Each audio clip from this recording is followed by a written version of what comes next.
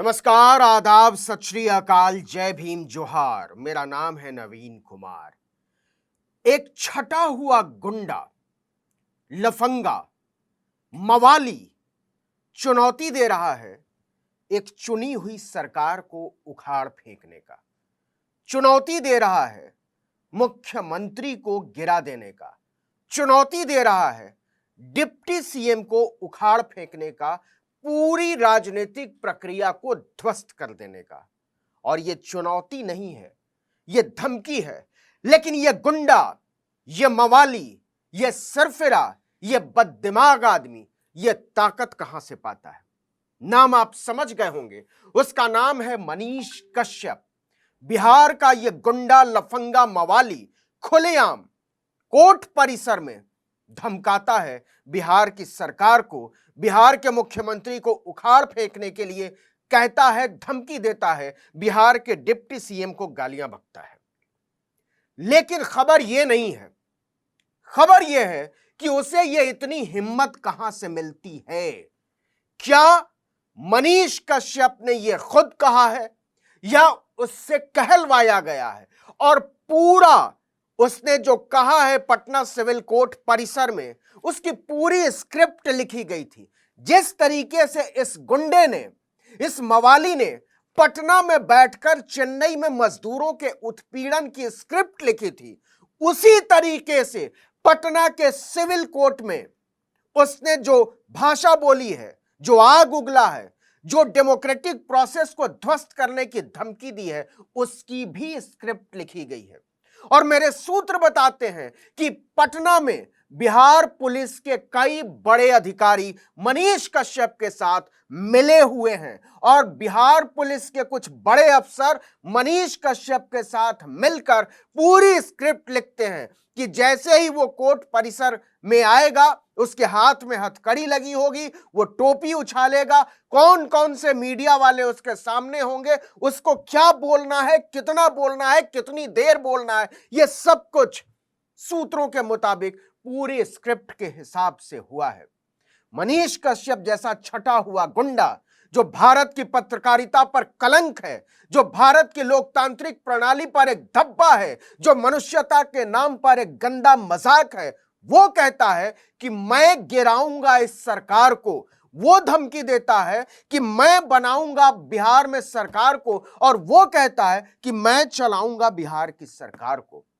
आप कल्पना कर सकते हैं कि एक गुंडा, एक मवाली, बेहूदगी पर उतरा एक आदमी, एक जालसाज, एक 420 आदमी कह रहा है कि मैं मुख्यमंत्री बनूंगा, मैं उखाड़ूंगा नीतीश कुमार को और मैं चलाऊंगा। बिहार के लोगों का वो दुर्भाग्य कितना बड़ा होगा मैं अंदाजा लगा सकता हूं, जब बिहार के मुख्यमंत्री की कुर्सी पर मनीष कश्यप नाम का लफंगा बैठेगा, लुच्चा बैठेगा, गुंडा बैठेगा, मवाली बैठेगा। क्या बिहार के लोग लोकतांत्रिक समझ से इतने गरीब हो चुके हैं कि वो मनीष कश्यप जैसे लफंगे को अपना नेता मानेंगे? क्या बिहार के लोगों की राजनीतिक समझ इतनी कमजोर हो चुकी है?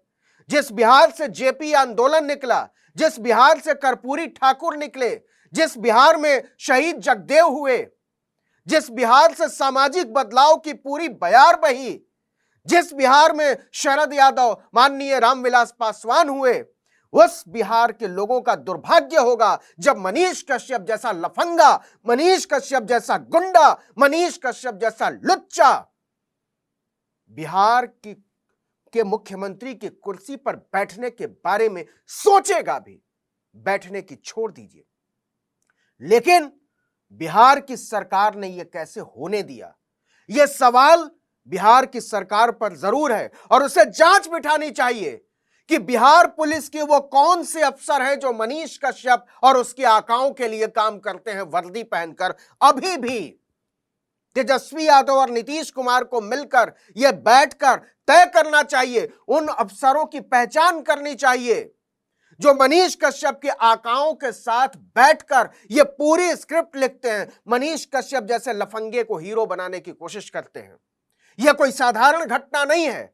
निश्चित तौर पर बिहार की पुलिस कटघरे में है। निश्चित तौर पर यह इस बात का प्रतीक है कि बिहार के मुख्यमंत्री और बिहार के डिप्टी सीएम के हाथ से वहां की पुलिस व्यवस्था की कमान छूट रही है, वरना हिम्मत नहीं हो सकती कि बिहार पुलिस के अफसर मनीष कश्यप के आकाओं के साथ मिलकर बिहार के मुख्यमंत्री और उप मुख्यमंत्री के खिलाफ एक घिनौना अभियान चलाने की इजाजत दे। लेकिन यह हुआ है और सबके सामने हुआ है। मनीष कश्यप ने क्या कहा है मैं उसमें नहीं जाना चाहता, आप सब लोगों ने सुना है।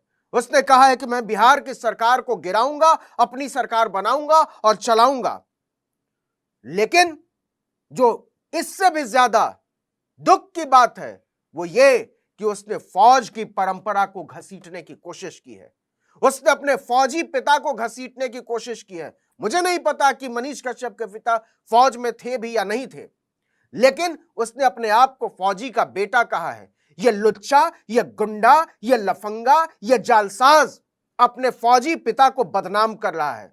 यह लफंगा अपने पिता को बेचने से बाज नहीं आ रहा है। अपने घटियापन को अपने पिता के फौज में होने की वजह से उसको ढाल बना रहा है। इस घिनौने आदमी की पहचान होनी चाहिए। और बिहार पुलिस कटघरे में है। बिहार पुलिस के बड़े बड़े अफसर मनीष कश्यप के साथ मिले हुए हैं और ये हमारे सूत्र बताते हैं, वरना ये हो नहीं सकता। उसने कैसे इतनी देर, ऐसे लगा जैसे वो किसी चौराहे पर भाषण दे रहा हो और वहां खड़ी पुलिस टुकुर टुकुर देख रही थी। वो हथकड़ी में बंधा हुआ था, पूरी स्क्रिप्ट उसे लिख कर दी गई थी और यह स्क्रिप्ट बिहार पुलिस के कुछ बड़े अफसरों की जानकारी में थी। क्या बोलने वाला है मनीष कश्यप, यह बिहार पुलिस के कई अफसरों को पता था। और वो अफसर उन लोगों के लिए, वो अफसर जो है बिहार पुलिस के, वो मुख्यमंत्री नीतीश कुमार के लिए काम नहीं करते। वो अफसर डिप्टी सीएम तेजस्वी यादव के लिए काम नहीं करते। वो कैबिनेट के लिए काम नहीं करते, बिहार की चुनी हुई सरकार के लिए काम नहीं करते। वो मनीष कश्यप जैसे लुच्चे, लफंगे, गुंडे, मवाली और उसके आकाओं के लिए काम करते हैं। यह दिन वाकई दुख भरा है और यह सोचने की जरूरत है कि किस तरीके से एक लफंगे को, एक लुच्चे को, एक गंदे घिनौने आदमी को, जिसे पता नहीं कितने साल की सजा होने वाली है, वो एक चुनी हुई सरकार को उखाड़ फेंकने की बात करता है। इसके खिलाफ द्रोह की धाराएं लगाई जानी चाहिए, जोड़ी जानी चाहिए, अलग से मुकदमा दर्ज किया जाना चाहिए, क्योंकि वह राजनीतिक प्रक्रिया को ध्वस्त करने की बात कर रहा है। वो एक चुनी हुई सरकार, एक चुने हुए मुख्यमंत्री, एक चुने हुए डिप्टी सीएम को उखाड़ फेंकने की बात कर रहा है। और तब कर रहा है, वो कोई प्रेस कॉन्फ्रेंस नहीं कर रहा था, वो पेशी पर गया था, अपना कानूनी पक्ष रखने गया था। और एक गुंडा, एक लफंगा, एक मवाली सरकार को नैतिक होने की चुनौती देता है। यह लफंगा, यह गुंडा बिहार के लोगों की चयन की क्षमताओं पर सवाल उठाता है। यह लुच्चा लोगों को गालियां दे रहा है, लोकतंत्र को गालियां दे रहा है और बिहार की सामूहिक चेतना, बिहार की सामूहिक जागरूकता, बिहार की सामूहिक समझ को गाली दे रहा है। इस लुच्चे पर, इस लफंगे पर तो कार्रवाई होनी ही चाहिए, लेकिन इससे ज्यादा पुलिस के उन अफसरों पर कार्रवाई होनी चाहिए जिन्होंने मनीष कश्यप के साथ मिलकर बिहार सरकार को उखाड़ फेंकने की साजिश रची है और रच रहे हैं। यह जांच होनी चाहिए कि मनीष कश्यप और पुलिस में बैठे हुए अधिकारी किन लोगों के इशारे पर इस तरीके की कोशिश कर रहे हैं। कहीं ऐसा तो नहीं कि सरकार में बैठे हुए कुछ लोग उन अफसरों को बचा रहे हैं। कहीं ऐसा तो नहीं कि नीतीश कुमार और तेजस्वी यादव के साथ बैठे हुए कुछ लोग ही मनीष कश्यप और उसके आकाओं के साथ मिले हुए हैं। कहीं ऐसा तो नहीं कि जो लोग बिहार की सरकार में बैठे हुए हैं वही बिहार की सरकार को उखाड़ फेंकने के लिए मनीष कश्यप को उसके आकाओं के इशारे पर सिर्फ और सिर्फ मोहरे की तरह इस्तेमाल कर रहे हैं। मनीष कश्यप जैसे लोग किसी भी समाज के लिए, किसी भी देश के लिए, लोकतंत्र की व्यवस्था के लिए, संविधान के लिए, भाईचारे के लिए, समानता के लिए, न्याय के लिए, बंधुत्व के लिए और इन सब से ज्यादा पूरी मनुष्यता पर बोझ होते हैं, उस पर कलंक होते हैं। इस कलंक को साफ किए जाने की जरूरत है लोकतांत्रिक प्रक्रिया से। इस वीडियो में इतना ही, लेकिन मनीष कश्यप, उसके गुनाहों, उस पर लगे आरोपों से जुड़ी हुई खबरों के लिए कुछ लिंक हम नीचे साझा कर रहे हैं। आप वहां जाकर उसके पुराने पापों का पन्ना पलट सकते हैं। यूट्यूब पर देख रहे हैं तो हमारे चैनल को सब्सक्राइब कीजिए, फेसबुक पर देख रहे हैं तो हमारे पेज को लाइक कीजिए, इंस्टाग्राम पर हमें फॉलो कीजिए और हमारा ट्विटर हैंडल है article19_India और मेरा ट्विटर हैंडल है नवीन जर्नलिस्ट। आप मुझे भी फॉलो कर सकते हैं। नमस्कार।